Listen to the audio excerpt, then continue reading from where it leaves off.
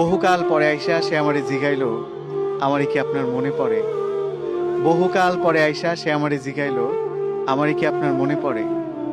আমি হাসির আড়ালে দুঃখ লুকায়া কইলাম, শুধু মনে পড়ে না, আপনার জন্য আমার মনও পড়ে। আপনাকে কি কেউ এভাবে বলেছে যে আমারে কখনো ভুলে যাইয়েন না? আমাকে বলে নাই, কিন্তু আমি অসংখ্য মানুষকে বলেছি। আমি সেই জন্য একটা কবিতাও লিখেছিলাম যে আমারে ভুইলা যায়েন না, ভুল কইরাও যদি ভুইলা যান, আমি জানলে কষ্ট পাবো। জীবনে কত অপ্রয়োজনীয় জিনিসই তো আমরা মনে রাইখা দিই।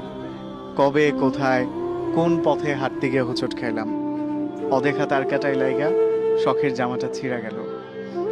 লোকাল বাসে ওঠার সময় না দেখা কেউ একজন হাতটা ধইরা টাইনা তুলল। এমন অপ্রয়োজনীয় অনেক কিছুই থাকে যা মনে না রাখলেও চলতো, তবু আমাদের মনে থাকে, আমরা মনে রাখি। আপনি আমারে ভুইলা যায়েন না, মনের এক কোনায় রাইখা দিয়েন। ফুল হয়ে যাওয়া ফোনের স্টোরেজের মতো যদি কখনো মনের মেমরি পরিপূর্ণ হয়ে যায়, যদি স্টোরেজের প্রয়োজনে কোনো কিছু ডিলিট করা লাগে, আপনি অন্য কিছু ডিলিট করেন, তবুও আমারে থাকতে দিয়েন মনে, যত্নে রাখেন কিংবা অযত্নে।